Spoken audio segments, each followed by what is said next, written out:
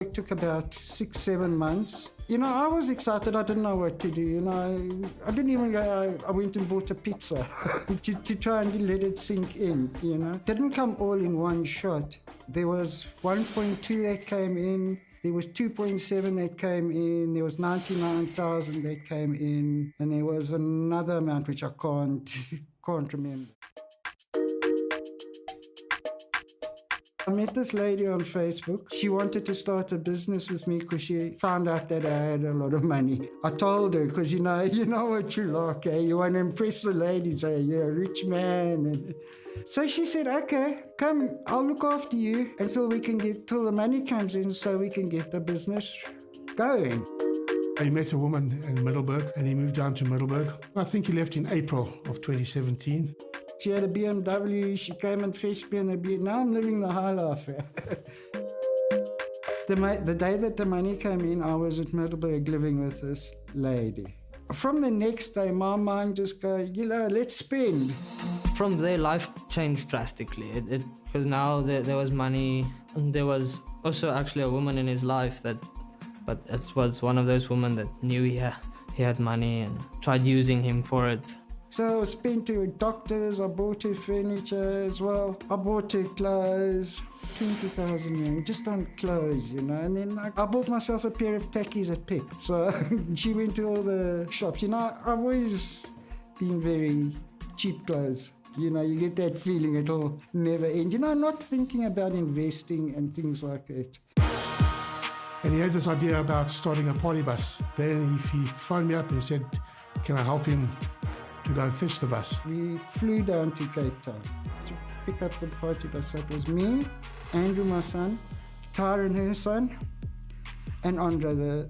The plane ticket for the four of us was 10,500 rand. The bus was 89,000. It was a bus rigged out to serve drinks and to transport people. And we were going to go down to dams and to rivers, and you pick the people up at one spot and you drive them down to a venue, and they can spend the day at the venue, and then you drive them back again. When we got back, that's when the problems started. There were problems with that. This lady, she didn't want anything more to do with the business. Because I found out that a lot of the trips were actually her friends. Because while we had the bus up here, we did a lot of trips, but the trips were done at my expense.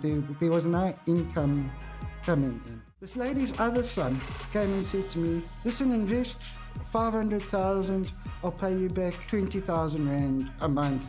He wanted to buy a dump truck for the mines, to move the sand on the mines. And then me again, I think, hey, at least there'll be 20,000 rand coming in a month. So I did it, and that was the last that I saw of my 500,000. So then I moved out, I got a flat in Middelburg. I still had the bus, but also she said if I give her 160,000 to buy her a BMW, she would give me her BMW. So I paid her friend the 160,000.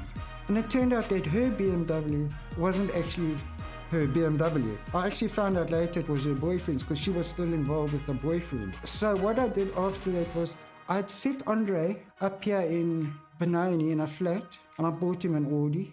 An Audi Quattro for 70,000 for the Audi. And he said, here's the keys, you can drive it. And so I had, for the first time in many years, I had a car. So I went and bought an X3 for 123,000. Then while I had that car, I met another lady in Pretoria. She moved in with me at Middelburg. It looked like this lady wasn't using him. It looked like he was actually, for a change, he was actually happy with somebody. Him and I had a little bit of a falling out then in November, as it always comes down to, was a bit of money disagreed about. I chased Andre away and took the Audi back. Then the money started running out. So what I did then was I sold the X3 that I just bought, because I had the Audi. I sold it for 40. And then I also sold the party bus. I got the second lady's son to sell it. And he said he could only get 40,000 and he'll give me 29,000. Which was also, he sold it for a lot more, which I also found out later. Another lot of money came in. I think it was 2.7 that came in. When the 2.7 came in, I came up here to Rayton I bought a house for myself.